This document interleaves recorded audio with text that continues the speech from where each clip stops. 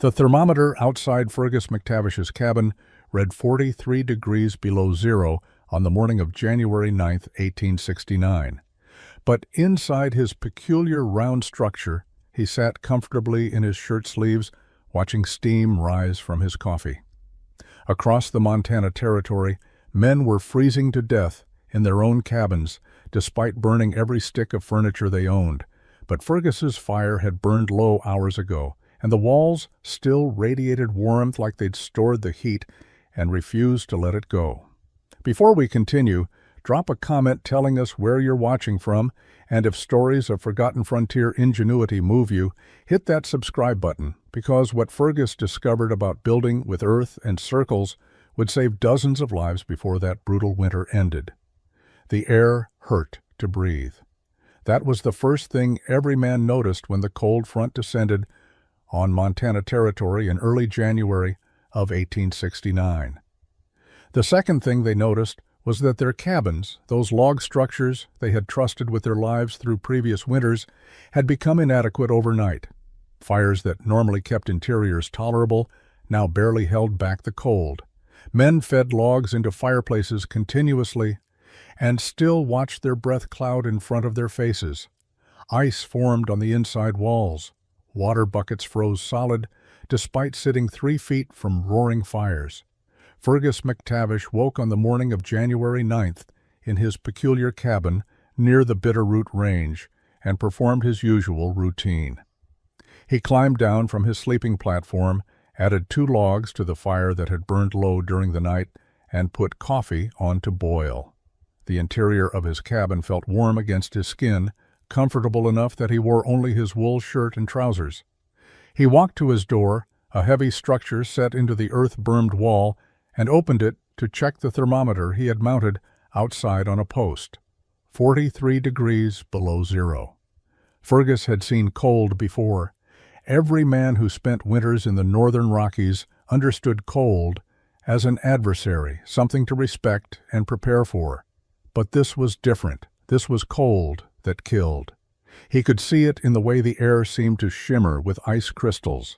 He could hear it in the sharp crack of trees splitting in the forest. This was cold that would test every structure, every preparation, every assumption about survival. He closed the door and returned to his fire. His coffee boiled. He poured a cup and sat at his small table, steam rising from the dark liquid. The walls around him, thick logs chinked with clay and horsehair, radiated gentle warmth. They had absorbed heat from his fire over the past months, and now they gave it back slowly, steadily. The earth, burned against the exterior, provided insulation that wood alone could never match. The dome roof above, covered with a foot of soil and living sod, held heat inside like a blanket. Fergus had built this cabin 2 years earlier, following principles that other trappers had mocked: round instead of rectangular, earth-covered instead of exposed wood, designed around heat retention instead of construction speed. The other trappers had called it McTavish's Mound. They had joked that he lived like a badger in a burrow. They had questioned his sanity. But on this morning, in this cold, Fergus's cabin maintained a comfortable interior temperature of 62 degrees with a fire that barely qualified as active. Somewhere out in the territory, in rectangular cabins with corner joints and exposed log walls, men were burning everything they could find, and still freezing. The story of how Fergus came to build his impossible round earth cabin begins not with innovation, but with death. It begins in the winter of 1866, when Fergus learned that traditional wisdom could kill you, and that survival sometimes required abandoning everything you thought you knew about shelter. The winter of 1866 started like any other for Fergus McTavish and his trapping partner, Duncan McLeish. They had built their cabin in October near a tributary of the Bitterroot River, a standard rectangular structure that took them 5 days to complete. 4 walls of notched logs, a peaked roof covered with bark and poles, 1 door, 1 small window, and a simple stone fireplace. It was adequate. It had always been adequate. Duncan was a Scotsman, like Fergus, 10 years older, with experience trapping in the Rockies going back to 1853. He had survived 13 winters in the mountains. He knew how to read weather, how to preserve meat, how to find game when snow covered everything. He was competent and careful. Those qualities should have been enough. December brought cold that descended in waves. The first wave hit in early December, temperatures dropping to 20 below zero. Fergus and Duncan kept their fire burning continuously. The cabin held heat reasonably well. They were uncomfortable, but safe. The cold broke after 4 days. They restocked their firewood supply and continued checking their trap lines. The second wave arrived on December 18th. This one was worse. 30 below zero, wind that found every gap in their chinking. They stuffed rags into cracks between logs. They hung blankets over the window. They kept the fire roaring. The cabin temperature dropped anyway. They could see their breath inside. Water froze in cups. They wore every piece of clothing they owned and still felt cold seeping into their bones. On the night of December 22nd, Duncan went to sleep on his bunk fully dressed, wrapped in 2 blankets and a buffalo robe. Fergus took the first watch, keeping the fire fed. Around midnight, he woke Duncan for his turn. Duncan seemed sluggish, slower than usual. Fergus attributed it to the cold and exhaustion. He climbed into his own bunk and tried to sleep. He woke at dawn to find Duncan dead. His partner had kept the fire going through. His watch then climbed back into his bunk. The cold had taken him anyway, not quickly, not dramatically. His body had simply used all its resources fighting the temperature and had nothing left. He looked peaceful, like he was sleeping. Fergus sat beside Duncan's body for an hour, unable to process what had happened. They had done everything right. They had built a solid cabin. They had maintained a fire all night. They had prepared for winter exactly as experienced trappers were supposed to prepare. And Duncan had frozen to death inside their shelter anyway. When Fergus finally moved, it was to check the thermometer outside, 34 degrees below zero. Inside the cabin with the fire that had burned all night, the temperature was perhaps 20 degrees. Their rectangular cabin with its corner joints and exposed log walls had bled heat faster than their fire could produce it. The shelter they had trusted had failed. Fergus buried Duncan 3 days later when the cold broke enough to make digging possible. He marked the grave with stones and spent the rest of that winter alone, thinking about how cabins were supposed to protect you and what it meant when they didn't. Fergus survived the remainder of the winter of 1866 in the cabin that had killed his partner. Every night he kept the fire burning. Every morning he woke grateful to be alive. Every day he looked at the walls around him with suspicion and growing anger. This structure had failed Duncan. It could fail him. Traditional construction methods that everyone accepted as sufficient were actually inadequate. That realization festered in his mind. Spring arrived in late March of 1867. The snow melted. The creeks ran high with runoff. Fergus should have started his spring trapping, working the beaver ponds when pelts were prime. Instead, he found himself visiting other cabins throughout the territory. Most were abandoned, their owners either dead or moved on. Some showed obvious damage. Others looked intact but revealed their flaws upon examination. Fergus developed a systematic approach to his investigation. He examined every corner joint, looking for gaps. He found them in every cabin. The notching technique that joined logs at corners created inevitable spaces where wood met wood imperfectly. Chinking filled these gaps, but chinking cracked and fell out. Even fresh chinking allowed air passage. Every rectangular cabin had 4 corners. Every corner had gaps. Every gap bled heat. He studied how logs settled over time. Green wood dried and shrank. The weight of roofs compressed walls unevenly. Rectangular construction meant different settling rates at corners versus wall centers. This created new gaps, sometimes large enough to see daylight through. In extreme cold, these gaps became death sentences. He examined roofs. Standard construction used poles laid across wall tops, covered with bark or split shakes, sometimes topped with sod. These roofs were adequate for shedding rain, but terrible for holding heat. Heat rose. Peaked roofs created high points where hot air accumulated and then escaped through inevitable gaps in the roof covering. The highest, warmest air in any cabin was also the air most likely to leak out. Fergus talked to trappers who had survived brutal cold.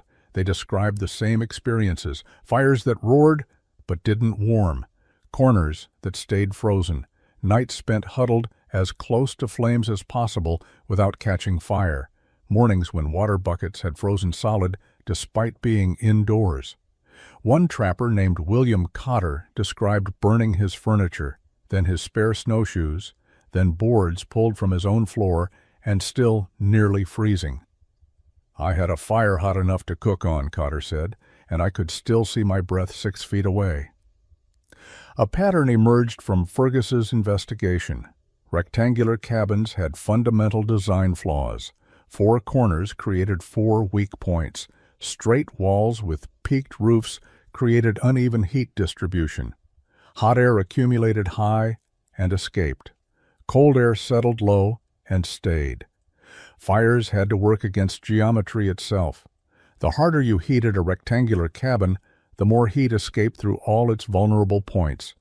Fergus returned to his own cabin in May and sat inside, studying the space with new understanding. The fireplace occupied one corner. Heat radiated outward, but couldn't reach the far corners efficiently. The peaked roof created a triangular space above him, filled with hot air that provided no warmth to his body. The 4 corners created dead zones where cold air pooled. Everything about standard cabin construction worked against heat retention, and everyone built this way because everyone had always built this way. Summer of 1867 brought Fergus to the trading settlements with his furs. Most trappers sold their catch quickly and spent money on whiskey, women, and supplies before returning to the mountains. Fergus sold his furs and then did something unusual. He stayed. He watched people build things. He asked questions. He studied structures with the intensity other men reserved for poker or drinking. In Helena, he watched masons constructing a well. The structure was circular, stones laid in concentric rings descending into the earth. The mason, a German immigrant named Klaus, explained that circles distributed weight evenly. No corners meant no weak points. "A square well collapses," Klaus said. "A round well stands forever." Fergus watched Klaus work for 3 days, noting how each stone supported those around it. The circular pattern created inherent strength. Load distributed 360 degrees instead of concentrating at 4 corner joints. The geometry itself provided structural integrity. At a grain storage facility outside Fort Benton, Fergus observed cylindrical silos under construction. The builder, a man from Ohio, explained that round structures enclosed maximum volume with minimum surface area. "Less wall for the same space inside," he said. "Cheaper to build, easier to heat if you needed to." That phrase stuck with Fergus. Easier to heat. Less surface area meant less area for heat to escape. A circle was the most efficient shape for containing anything, including warmth. He visited root cellars dug into hillsides. These were always warmer than surface structures. In winter, they never froze. In summer, they stayed cool. The earth itself provided insulation. Temperature underground remained relatively constant regardless of surface conditions. A farmer named Hutchins explained, "Ground don't freeze more than 3-4 feet down. Below that, it's the same temperature year-round, 40-50 degrees maybe." Fergus did calculations in his head.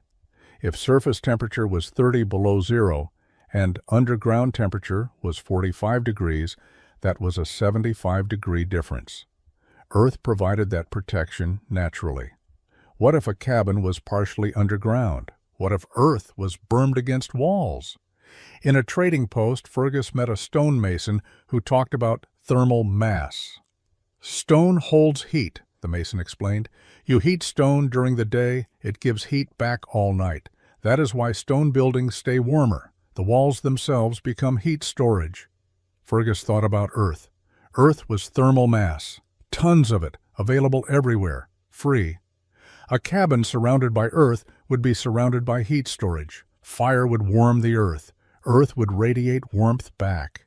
He had seen Native American earth lodges from a distance during his travels, dome-shaped structures covered with soil, partially underground.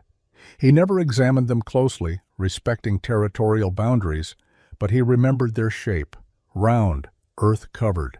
The tribes using them survived winters in the same mountains where white trappers froze. On the journey back to his trapping grounds in late July, Fergus carried unusual items: paper for drawing, a compass, rope for measuring circles, and ideas that would have seemed insane to any other mountain man. But Fergus had watched Duncan die in a properly built cabin. Proper was not sufficient. Tradition was not safety. He needed something different, something that understood heat, geometry, and earth. Fergus returned to the mountains in August of 1867 with a conviction that bordered on obsession. He set up a temporary camp near his old cabin, but refused to sleep inside it. The structure represented failure. Instead, he spent his evenings beside a fire, drawing diagrams in smooth dirt with a stick, working through problems that had no precedent in frontier construction. The first problem was shape. Rectangular cabins had 4 corners. Each corner was a weakness. Heat escaped through corner gaps. Cold air pooled in corner dead zones. A fire in one corner could not efficiently heat the opposite corner. The geometry worked against survival. But what if there were no corners? A circle had no corners. A circle was continuous. Every point on a circle's perimeter was equidistant from the center. Fergus drew circles in the dirt. He measured with rope. A circle 14 feet in diameter enclosed 154 square feet of floor space. To enclose the same area with a rectangle, you needed more perimeter. More perimeter meant more wall. More wall meant more surface area, losing heat. The mathematics were simple. Circles were efficient. He worked out heat distribution. If a fire burned at the center of a circle, heat radiated outward equally in all directions. Every point on the wall received the same warmth. No cold corners, no dead zones. The entire perimeter would be equidistant from the heat source. In a rectangular cabin, fire in one corner left the far corner cold. Circular geometry solved this. The second problem was insulation. Wood provided minimal insulation. Logs stacked horizontally created walls, but wood alone could not hold heat effectively. Air gaps between logs made it worse. But earth was different. Earth was mass. Earth was insulation. Earth underground maintained constant temperature regardless of surface conditions. Fergus had learned from the stonemason that thermal mass stored heat. Earth was thermal mass available in unlimited quantities. If earth surrounded a cabin's walls, the earth would absorb heat from interior fires. Once warmed, earth would radiate that heat back slowly over hours. The walls themselves would become heat sources. Instead of fighting to keep heat inside, the structure would store heat and release it gradually. He drew cross-sections showing earth bermed against exterior walls.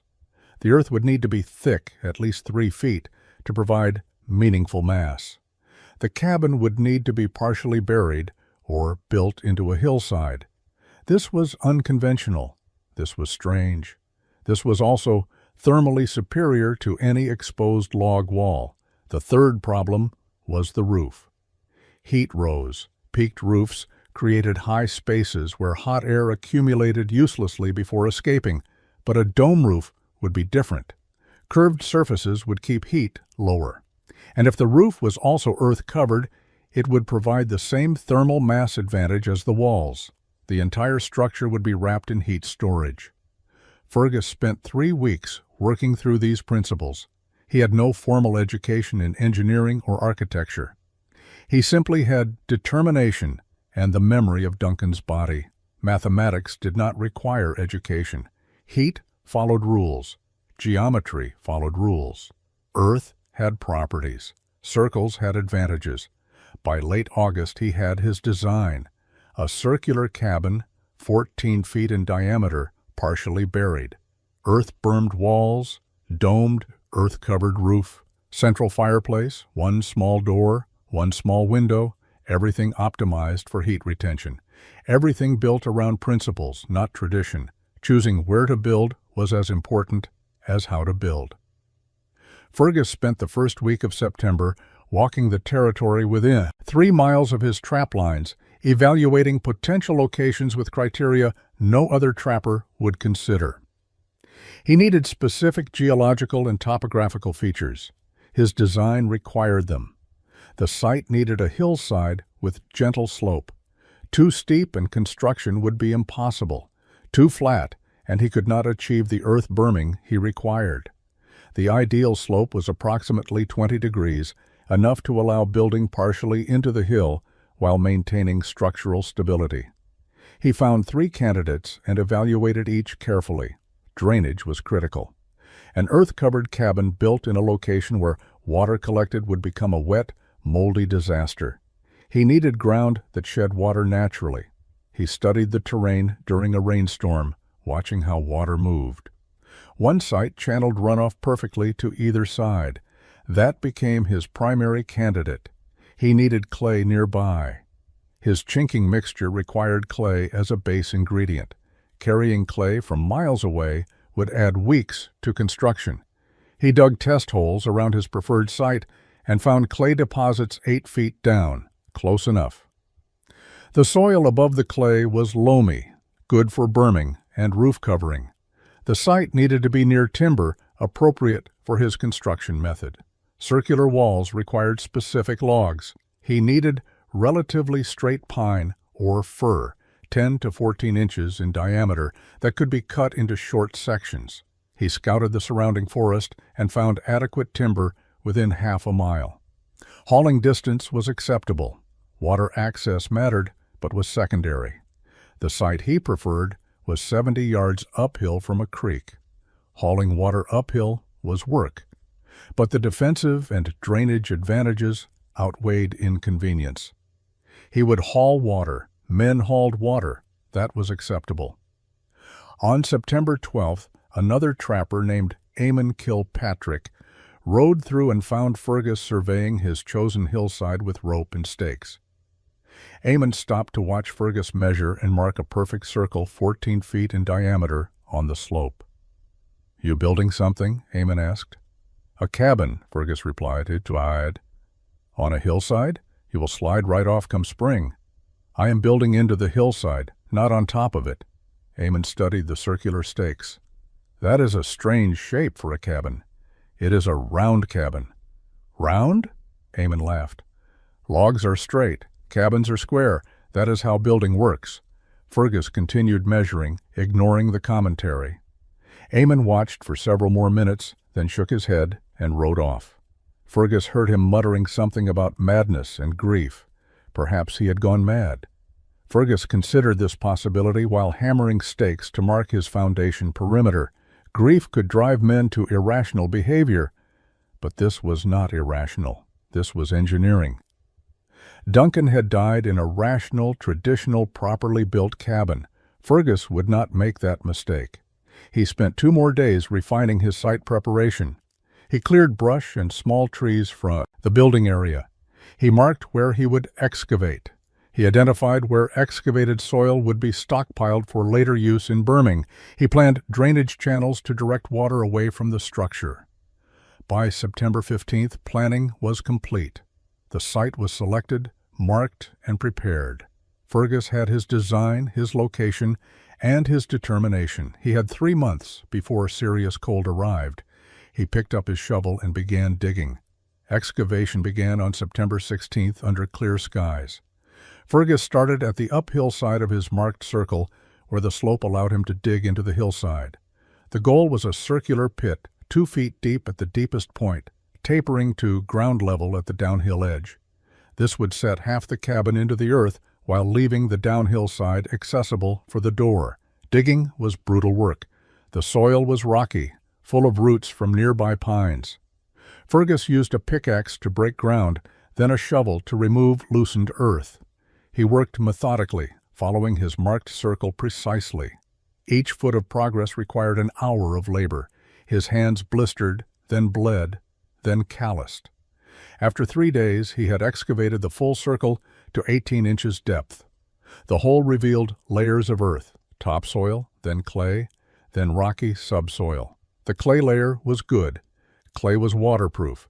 His foundation would sit on clay. He dug another 6 inches, reaching his target depth of 2 feet at the uphill side. Drainage was next. He dug a channel around the uphill perimeter of his excavation, creating a pathway for water to flow around the structure rather than into it. The channel curved along the hillside contour, directing runoff to natural drainage paths 30 feet away. This took another 2 days. On September 22nd, a trader named Callum Drummond came through with supplies heading to outlying camps. He found Fergus standing in his circular pit, surrounded by piles of excavated earth covered in dirt and sweat. "What are you doing?" Callum asked, staring at the hole. "Building a cabin," Fergus said. "That is a hole. It is the beginning of a cabin." Callum walked around the perimeter, examining the circle. "You are building a well?" "A cabin, a round cabin. This is the foundation." Callum was silent for a moment. "You are building a cabin in a hole? Why would anyone build underground?" "Because earth provides insulation and thermal mass. Because underground temperature remains constant. Because Duncan froze to death in a proper cabin, and I will not." Callum's expression shifted from confusion to concern. "Fergus, grief can make men see things differently. Maybe you should partner with someone this winter. I am not mad. I am building intelligently." Callum did not argue further. He offered supplies if Fergus needed anything, then left. Fergus heard him telling his packers that McTavish was digging himself a grave. Fergus returned to work. He gathered river stones from the creek, smooth, rounded rocks, ranging from fist-sized to head-sized. He carried these uphill in a canvas sack, hundreds of pounds, over dozens of trips. His back ached. His legs burned. He kept working.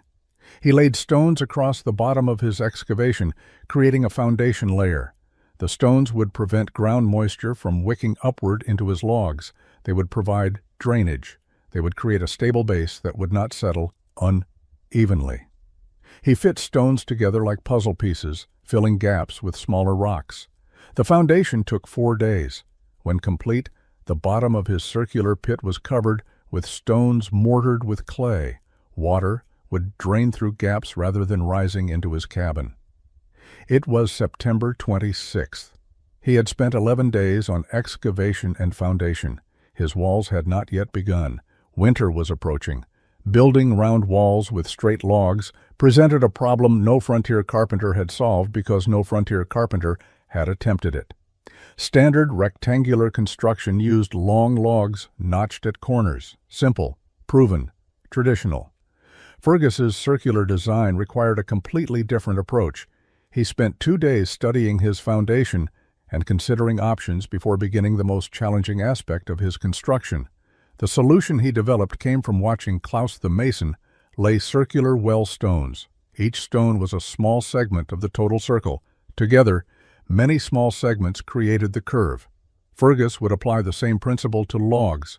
Instead of using full-length logs 12 to 16 feet long, he would cut logs into short sections. Each section would be positioned tangent to the circle, creating a faceted approximation of a curve. He selected his first log, a straight pine 14 inches in diameter. Using a crosscut saw, he cut it into sections 4 feet long. Each section became a straight segment that would form part of his circular wall. The shorter the sections, the closer the approximation to a true circle. 4-foot sections meant he needed roughly 11 pieces to complete one ring around his 14-foot diameter foundation. He notched the ends of each section with simple half-lap joints. Each log section overlapped the next by 6 inches. The overlaps were staggered, never aligning vertically between courses. This created a brick-like pattern where joints in one row fell at the centers of pieces in rows above and below. The pattern distributed weight and eliminated continuous vertical gaps. The first course went down slowly. Fergus positioned each 4-foot section carefully, checking that it followed the circular foundation perimeter accurately. He used rope tied to a center stake as a compass, ensuring consistent radius. Each piece needed to be level along its length but also maintain the overall circle. It took him 6 hours to place the first complete ring of 11 sections. Between each log section, he packed his chinking mixture. He had prepared this over the previous week, Clay dug.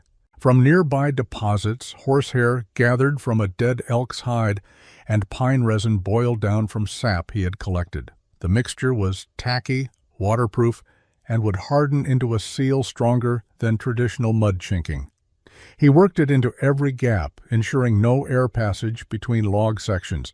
The second course followed the same pattern. Cut sections 4 feet long, stagger the joints, check the radius constantly, pack chinking between pieces. By the end of the first day of wall construction, he had 2 complete rings. His circular wall stood roughly 2 feet high, rising from the stone foundation. Progress was slow. Each course required 11 sections. He needed walls 8 feet high. That meant roughly 24 courses. Over 250 individual log sections to cut, position, and chink. He worked from dawn until dark. His hands became permanent fixtures around his tools. His shoulders ached from swinging the axe and saw. Other trappers passed occasionally.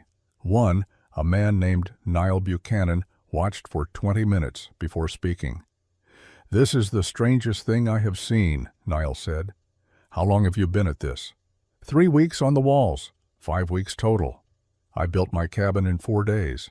Your cabin has corners, Fergus said. Corners are where heat escapes and where bears break in. This cabin has no corners. Niall studied the circular wall, now 4 feet high. It looks solid, but the work is worth it if I do not freeze. Niall eventually left. Fergus returned to his wall, placing another section, packing more chinking. 7 weeks into construction, walls only half height. Winter approaching, the walls reached their full height of 8 feet on October 23rd. Fergus stood back and examined his work. 24 courses of short log sections, each carefully fitted and chinked. The circular structure rose from its stone foundation, solid and continuous. No corners, no weak points, but the walls were only half of his thermal system. Now came the earth berming that would transform exposed logs into insulated mass. He had stockpiled excavated soil during foundation work, but he needed more. His design called for earth packed against exterior walls to a depth of 3 feet and a height of 5 feet. That represented roughly 40 cubic yards of soil. He began digging into the hillside above his cabin, creating a terraced cut that would blend naturally with the landscape. Fergus filled a canvas sack with soil, carried it to the cabin, and dumped it against the exterior wall. Then he returned for another load. Each sack held perhaps 50 pounds. He needed thousands of pounds. His shoulders developed permanent aches.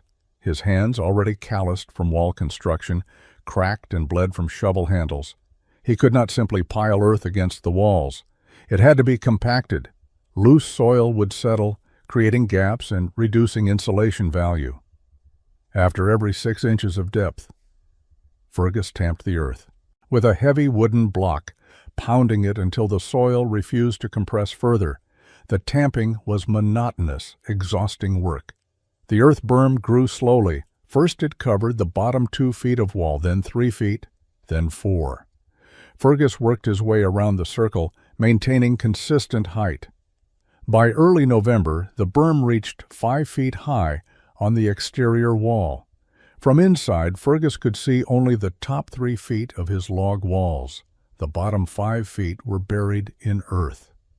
On November 7th, Niall Buchanan returned and found Fergus smoothing the exterior surface of his earth berm. Niall stared at the structure for a full minute before speaking. "You buried your cabin, Niall said. "I bermed it. The earth provides insulation. It looks like a grave mound. Ancient people understood thermal mass better than we do." Niall walked around the structure. "I will admit it looks solid, but you are living in a hill now. I have built myself insulation that wood alone cannot provide. When winter comes, this earth will hold heat. It will store warmth from my fire and radiate it back for hours, or it will be cold and damp, and you will freeze in your hole." Fergus did not argue. Words would not prove his design. Only winter would do that. Niall left, shaking his head. The exterior walls were complete. 5 feet of earth wrapped around his circular log structure. Now he needed to build a roof that would complete his thermal envelope, a dome. Building a domed roof presented challenges that standard peaked roof construction never encountered. Fergus had no experience with dome geometry. No frontier carpenter did, but he understood the principle. A dome distributed weight and compression along its curve, and a dome would keep his interior space lower, preventing hot air from rising uselessly into peaked spaces. The first challenge was creating the framework without a center support post. A center post would occupy valuable interior space and interfere with his central fireplace plan. His solution was a compression ring. Using 6 curved sections of green willow bent and lashed together, he formed a ring 3 feet in diameter. This would sit at the apex of his dome. From the center ring, rafters would radiate downward to the perimeter walls. He cut 24 rafters from straight pine poles, each 8 feet long. But rafters laid straight would create a cone, not a dome. He needed curve. His solution was to notch each rafter at specific points, then soak them in the creek for 2 days. He bent each piece over a curved form, securing it until the wood dried in the proper arc. Each rafter took 3 days to prepare. By mid-November, his rafters were ready. He began installation by temporarily propping the center compression ring 8 feet above the floor. Then he positioned the first rafter, securing its lower end to the perimeter wall and its upper end to the compression ring. He installed rafters opposite each other to maintain balance. By the end of the first day, he had 8 rafters installed. After 6 days, all 24 rafters were installed. He removed the temporary center post. The dome held. The compression ring, supported by the radiating rafters, stayed suspended 8 feet above the floor. Weight transferred along the curves down to the perimeter walls. The geometry worked. Between the rafters, Fergus installed cross pieces running perpendicular, creating a lattice. The cross pieces would support the roof covering and prevent the rafters from bowing inward under load. He used thinner poles, spacing them every 8 inches. The lattice work took another week. By late November, his dome framework was complete. Standing inside, Fergus looked up at the radiating pattern of rafters and cross pieces. It looked like the interior of a basket, curved and woven. Over this framework, he needed to build multiple layers that would create his earth-covered living roof. Winter was 2 weeks away. The dome framework needed layers to make it weatherproof, insulated, and capable of supporting massive earth weight. Fergus began on November 25th with split planks. He had prepared these over previous weeks using a froe and maul to split straight-grained pine into boards 1 inch thick and 8 inches wide. Each plank was 3 feet long. He needed over 100 of them. He laid planks over the rafter lattice, working from the bottom perimeter upward in overlapping courses like shingles. Each plank overlapped the one below by 6 inches. He pegged each plank to the rafters using wooden pins whittled from oak branches. The plank layer took 4 days. Birch bark provided the second layer. Fergus had collected sheets in September, knowing he would need them. Birch bark was naturally waterproof, flexible, and durable. He laid sheets over the planks in overlapping layers, starting at the bottom and working upward. Each sheet overlapped the one below by 8 inches. He used thin willow strips bent to follow the dome curve to hold the bark in place. This layer took 3 days. Over the birch bark, Fergus spread his clay mixture. the same clay horsehair pine resin combination he had used for chinking. Using a trowel, he spread the mixture over the entire bark surface, working it into a layer half an inch thick. The clay would seal any potential gaps. Applying clay to a curved overhead surface was miserable work. The mixture dripped and fell in clumps. His arms ached from the overhead work. The clay layer took 5 days. By December 8th, the dome had 4 layers: rafters, planks, bark, and clay. Now came the heaviest layer, earth. Fergus began carrying soil to the roof. He had built a ramp on the exterior, a sloped earthen walkway that allowed him to reach the dome's lower edge. He carried sacks of soil up this ramp and dumped them onto the clay layer. Then he spread the soil with a rake, creating an even layer. He needed 12 inches of earth over the entire surface. That represented thousands of pounds pressing down on his dome structure. He worked carefully, adding soil gradually and watching for signs of structural stress. The dome held. The compression geometry distributed weight effectively. Over the earth, Fergus laid sod. He cut sections of living grass from the hillside, each piece roughly 1 foot square with roots intact. He positioned these over the soil layer, fitting them together like puzzle pieces. The sod would root into the earth layer, creating a living roof that would prevent erosion and add insulation. By December 14th, his roof was complete, multiple layers creating a thermal mass system identical to his walls. Standing back, Fergus examined his creation. It looked like a hill, a circular earthen mound with a chimney hole at the top. Grass grew on the roof. Snow had begun to fall. It no longer resembled a cabin. Winter had arrived. His shelter was ready. With the structure complete, Fergus turned his attention to the interior systems that would make his earth cabin functional. The most critical element was the fireplace. In a circular design, the mathematics were clear. The center was equidistant from all walls. A central fireplace would radiate heat uniformly in all directions. Fergus began gathering stones from the creek bed on December 15th. He needed specific types: granite and basalt for the firebox, stones that could withstand repeated heating without cracking; smooth river stones for thermal mass, rocks that would absorb and hold heat for hours. He carried hundreds of pounds uphill over 3 days. The fireplace foundation started at the exact center of his circular floor. He dug down 12 inches and filled the depression with gravel for drainage. Over this, he laid large flat stones, creating a base that would support the weight of his fireplace. The base was 4 feet in diameter. He built the firebox using his best stones, fitting them together with clay mortar. The firebox was 2 feet in diameter and 18 inches deep, small enough to be fuel efficient, large enough to provide adequate heat. He lined the interior with fire-resistant stones, creating a bowl that would contain flames and coals. Around the firebox, he extended the hearth using flat stones laid in a circular pattern. The hearth reached 6 feet in diameter, creating a massive stone platform at the cabin center. This was thermal mass.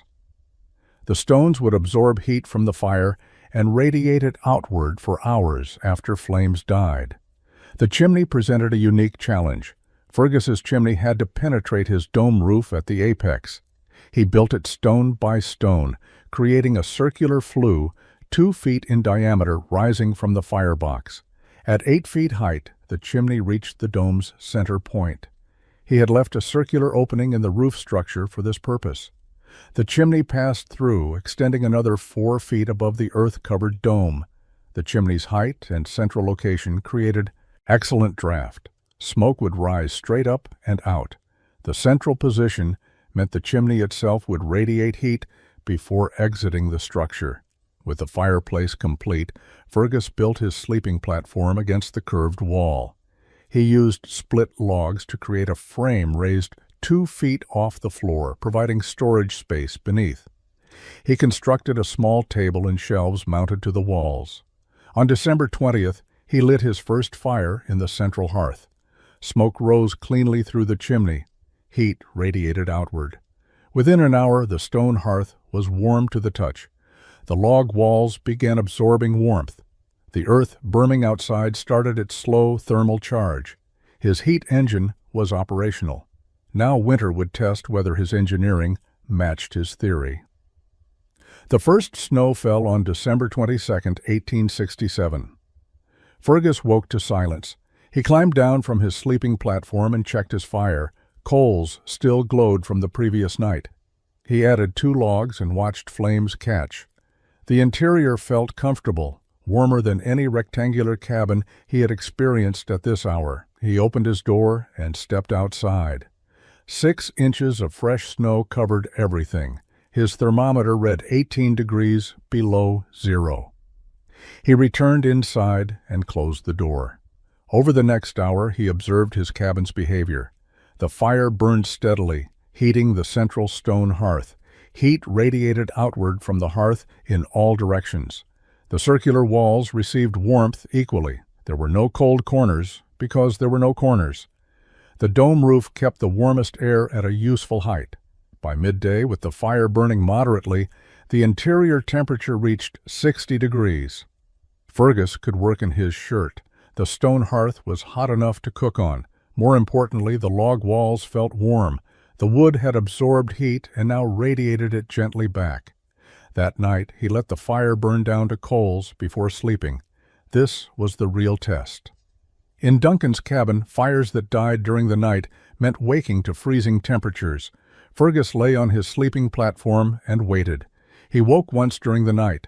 The fire was nearly out, just a few glowing embers. But the cabin was not cold. The walls still radiated warmth. The stone hearth, though cooling, still gave off heat.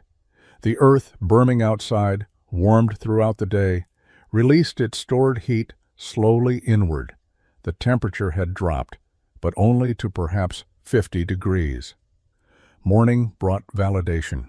Fergus woke to a cabin that was cool, but not cold. The fire was completely out. Outside, the temperature had dropped to 25 below zero during the night.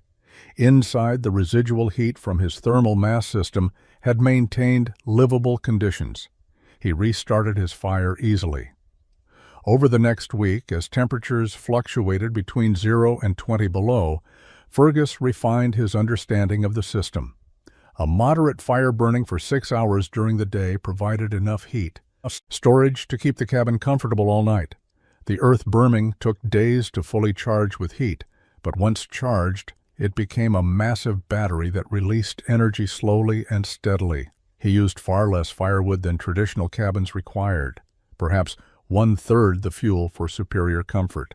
The thermal mass did the work that constant fires did in rectangular cabins. On December 30th, Callum Drummond stopped by with supplies. He found Fergus outside in shirt sleeves despite 15-degree weather, splitting firewood casually. "You are not cold?" Callum asked. "I have been working. I just came outside." "Can I see inside?" Fergus led him into the cabin. Callum stood in the center, feeling the warmth, examining the circular walls, studying the central hearth. He touched the log walls. They were warm. "This is remarkable," Callum said. "It is warmer than my cabin with half the fire." "Thermal mass and geometry," Fergus replied. "The other trappers need to see this. Winter is not finished. Let us see how it performs when real cold arrives." Callum nodded and left. Fergus returned to his work. The first test was successful, but he remembered the cold that killed Duncan. That level of cold had not yet arrived. News of Fergus's strange cabin spread through the scattered trapping community during late December and early January. Trappers traveling to trading posts mentioned the circular earth structure. Some described it with curiosity, others with derision. By mid-January of 1868, several trappers had made deliberate detours to see it. The nicknames multiplied. McTavish's Mound was the kindest. Others called it the Hobbit Hole, the Badger Den, Crazy Fergus's Dirt Pile, or simply the Grave. The names reflected amusement and contempt. Frontier men prided themselves on practicality and tradition. Fergus's cabin violated both. Eamon Kilpatrick visited in mid-January with 2 other trappers. They stood outside examining the structure, walking around it, discussing it like judges at a livestock show. "It is ugly," one said. "It looks like someone buried a cabin," Eamon said, which is exactly what he did. Fergus invited them inside. They entered reluctantly, expecting something primitive. Instead, they found a warm, well-organized space. The central hearth radiated heat. The curved walls created an intimate atmosphere. There were no drafts, no cold spots, no corners where frost accumulated. "I will admit," Eamon said slowly, "it is warmer than my cabin." "How much firewood do you burn daily?" one asked. "Perhaps 1/3 of what you burn," Fergus replied. "Impossible. I use less fuel because I retain more heat. The earth stores warmth. The circular design eliminates waste." They examined the walls, the hearth, the dome ceiling. They touched the warm logs. They stood in the center and acknowledged that heat reached them equally from all directions. They saw the efficiency, but they could not accept it. "Sure, it is warm now," one said, "but wait until February. Wait until real cold hits. This dirt pile will freeze solid." "The effort required," Eamon added. 3 months of building for one cabin? That is insane. I can build a proper cabin in 4 days. "Your proper cabin uses 3 times the firewood and is half as warm," Fergus said. "But it looks like a cabin. This is—" "I do not even know what this is." They left shaking their heads. Over the following weeks, others visited. Responses were similar: acknowledgement of warmth and efficiency, followed by rejection based on appearance, effort, or unwillingness to abandon traditional methods. A few asked detailed questions about construction. Most dismissed it. Neil Buchanan summarized the prevailing opinion when he visited in late January. "You have built the warmest grave in Montana, but it is still a grave. No man should live underground like a creature." Fergus did not argue. He had not built his cabin to impress other trappers. He had built it to survive winter. The mockery was irrelevant. What mattered was performance. And as January turned to February and temperatures remained brutally cold, his round earth cabin continued performing exactly as designed. He stayed warm. He used minimal fuel. His thermal mass system worked. The real test, the test that would silence criticism or confirm it, was still coming. The coldest weather always arrived in late January or early February. When it came, the truth would be undeniable. The cold front descended on Montana territory on January 6, 1869. Fergus woke that morning to air that hurt his lungs when he breathed. He knew immediately this was different. This was the cold that killed. He checked his thermometer, 38 degrees below zero. And this was only the beginning. The temperature dropped throughout the day. By evening, it read 41 below. Fergus maintained his fire at a moderate level, not pushing it hard, trusting his thermal mass system. The stone hearth radiated heat steadily. The earth-bermed walls released their stored warmth. The cabin interior remained at 62 degrees. He was comfortable in his wool shirt and trousers. That night, he let the fire burn down to coals as usual before sleeping. Outside, the temperature continued falling. Trees cracked in the forest with sounds like rifle shots. Fergus slept soundly on his platform, wrapped in one blanket. He woke on the morning of January 7th to find his fire completely out. Just cold ash in the hearth. Outside, his thermometer read 43 degrees below zero. Inside, the cabin was cool, but not cold. Perhaps 55 degrees. The thermal mass had carried him through the night. He restarted his fire, and within an hour, the interior was warm again. This pattern continued for 7 days. Each morning brought temperatures between 40 and 45 degrees below zero. Each day, Fergus burned a moderate fire for 6 to 8 hours. Each night, he slept while the fire died. Each morning, he woke comfortable in a cabin that had retained enough heat to remain livable. His firewood consumption was minimal, perhaps 4 logs per day. He was using wood he had cut weeks earlier, a supply he had expected would last 2 weeks. At this rate, it would last 2 months. Meanwhile, across the territory, traditional cabins were failing catastrophically. Men were burning everything combustible, trying to maintain survivable temperatures. Furniture, floorboards, tool handles, anything that would burn. Families huddled together under every blanket they owned and still felt cold seeping into their bones. On January 10th, the temperature reached 44 below zero. Fergus sat at his table in his shirt sleeves eating breakfast, watching steam rise from his coffee. His fire burned low in the central hearth. The walls around him radiated gentle warmth. Every element of his design was performing exactly as he had calculated 2 years earlier. On January 11th, he heard gunshots in the distance. 3 shots in rapid succession, then 3 more. The distress signal every trapper knew. Someone was in trouble. Fergus dressed in his heavy furs, loaded his rifle, and headed toward the sound. The cold hit him like a physical blow when he stepped outside. He followed the sound of gunshots. They came from the direction of Callum Drummond's trapline, roughly 2 miles northeast. After 40 minutes of hard travel through brutal cold, he found Callum slumped against a tree trunk, barely conscious. Callum Drummond sat wrapped in every piece of clothing he owned, but it was not enough. His lips were blue. His movements were sluggish. He was hypothermic and dying, despite being within sight of his cabin. "Callum?" Fergus shook him. "Can you walk?" Callum's eyes focused slowly. "Cannot get warm. Fire burning all night. Still freezing." With Fergus's help, Callum got to his feet. They stumbled toward Callum's cabin. Fergus pushed open the door and was hit by heat and smoke. A massive fire roared in the fireplace, consuming logs at an alarming rate. Yet the cabin was barely warm, perhaps 40 degrees despite the inferno. Fergus could see why immediately. The rectangular cabin had gaps everywhere. Corner joints had opened from the extreme cold. Gaps between logs showed daylight. The peaked roof created a space where all the hot air accumulated uselessly. Heat poured out through every seam while cold air poured in through every gap.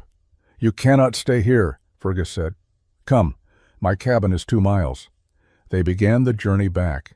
It took over an hour, Callum stumbling, Fergus supporting him. The temperature was still 43 below. Every minute outside was dangerous, but Fergus knew his cabin waited. They reached the round earth structure at midday. Fergus opened his heavy door and helped Callum inside. The warmth hit them both. Callum stood swaying in the center, surrounded by heat that radiated from all directions. The temperature was perhaps 65 degrees with only a small fire burning. Fergus helped Callum to the sleeping platform and wrapped him in blankets. He built up the fire slightly. Within minutes, the cabin warmed further. Callum's shivering gradually subsided. Color returned to his face. "How?" Callum asked after an hour. "My fire was 10 times larger. I was freezing. This makes no sense." Fergus explained while preparing food. "Your cabin fights against itself.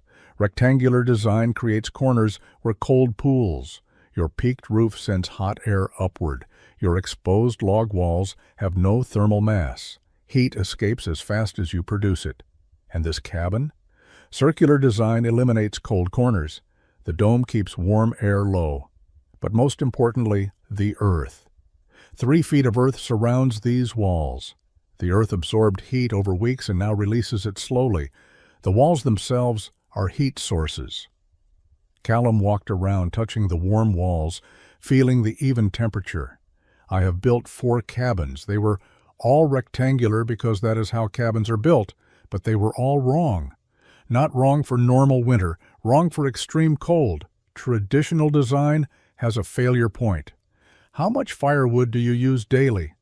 4 logs, maybe 5. I am burning 20 logs daily and still freezing." Callum stayed 3 days while the extreme cold persisted. Each day he observed the system. Small fire during daylight. Fire dies at night. Cabin remains warm through thermal mass. He watched Fergus use minimal fuel while maintaining superior comfort.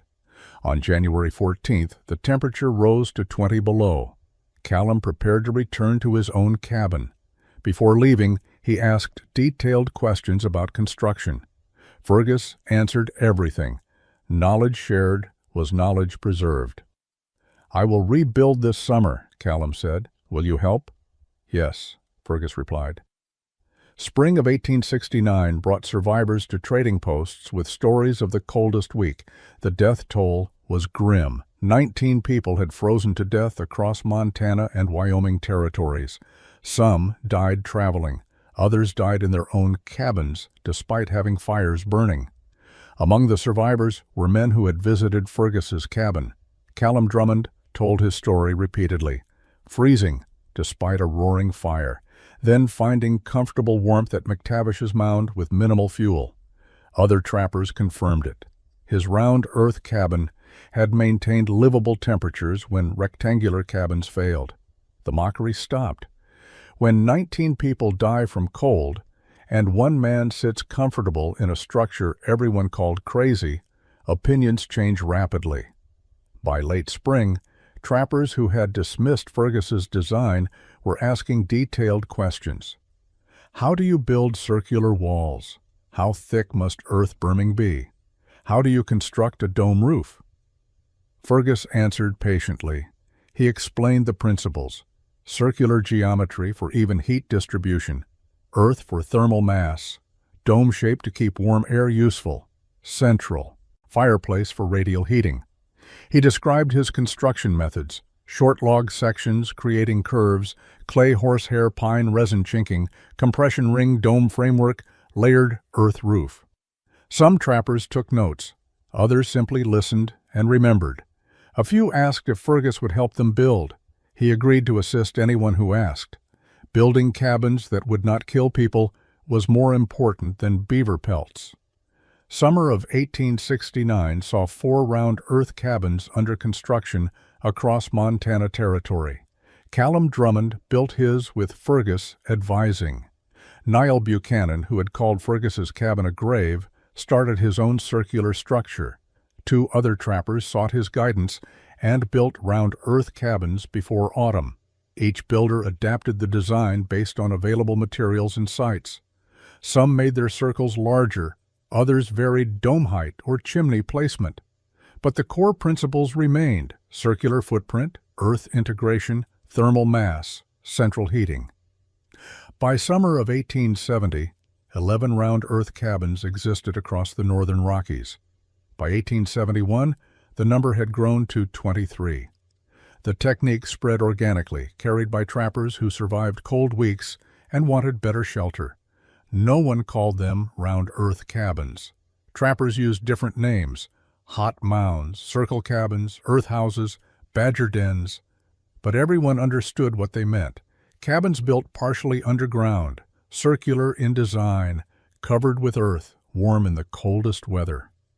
Fergus continued trapping until 1878. His round earth cabin served him through 11 winters, never failing, always maintaining comfortable temperatures with modest fires. Other trappers visited occasionally, examining his original structure. The earth berming remained solid. The dome roof stayed waterproof. The design was not just efficient, but durable. In 1879, Fergus left the mountains. The trapping trade was dying. He settled in Helena, married a widow named Moira, and started a small ranch. He left his round earth cabin behind, still standing, still functional. Other trappers used it over the following years. The cabin became a known landmark. McTavish's old place, trappers called it, warmest shelter in the territory. Fergus McTavish died on March 14, 1891, at his ranch outside Helena. He was 63 years old. He had lived 32 years beyond Duncan's death, the event that had driven him to reinvent frontier shelter. His obituary was brief: Fergus McTavish, rancher and former trapper, died peacefully. No mention of cabins, no reference to innovations, just another frontiersman passing into history. But in the mountains, his legacy persisted in physical form. Round earth cabins continued to appear across Montana, Wyoming, and northern Idaho territories through the 1880s and 90s. Trappers built them. Prospectors built them. Early homesteaders built them. Anyone who spent winters in the northern Rockies and valued warmth over convention eventually encountered the design. The cabins varied in size and detail, but they shared common elements: circular footprints, partial excavation, or earth berming, domed roofs covered with soil and sod, central fireplaces, small windows and doors, every element optimized for heat retention through thermal mass and efficient geometry. Lives were saved, though the number was impossible to calculate. Survival rarely makes headlines. When a man spends a brutal winter in a well-designed cabin and emerges healthy in spring, no newspaper reports it. But accounts from the period include references to earth houses that stayed warm. Journals describe circle cabins that used remarkably little firewood. The evidence is scattered, but consistent. Into the 20th century, isolated examples of round earth cabins remained standing in remote mountain locations. Some were still occupied. Others had been abandoned, but remained structurally sound decades after construction. The design's durability matched its efficiency. Modern historians studying frontier architecture occasionally encounter references to these unusual structures. They appear in old photographs, mentioned in letters, described in memoirs. Most historians note them as curiosities. Few recognize them as solutions to fundamental survival problems. The phrase, "built like McTavish's cabin," persisted in some Montana communities into the 1920s, used to describe anything exceptionally well constructed. By the 1930s, the reference was forgotten. Fergus's name faded from memory, but scattered across the northern Rockies, circular foundations and earth-covered mounds still marked places where round earth cabins once stood. The story of Fergus McTavish demonstrates that frontier innovation often came from desperation rather than inspiration. Duncan's death created obsession. Obsession created analysis. Analysis revealed fundamental flaws in accepted methods. And recognition of flaws drove Fergus to principles that transcended tradition: geometry, thermal mass, heat storage, efficient design. He never sought fame. He never promoted his cabin as superior. He simply built something that worked and shared his knowledge freely. The technique spread because it solved real problems. People adopted it because it kept them alive during cold that killed others. Good engineering proved itself through performance. The impossible warmth that Fergus achieved was not magic or luck. It was applied physics. Circles enclose maximum volume with minimum perimeter. Earth provides thermal mass. Central heat sources radiate uniformly. Dome roofs keep warmth low. These principles were available to any builder, but Fergus was the one who combined them systematically. His legacy exists not in monuments or history books, but in the principle that survival sometimes requires abandoning what everyone knows is right and building something everyone thinks is wrong. Traditional methods work until they do not. When they fail, innovation emerges from those willing to think past convention. Fergus thought past convention and built something that proved traditional wisdom inadequate. That round earth cabin, mocked as a grave, became a template for survival, and that was legacy enough.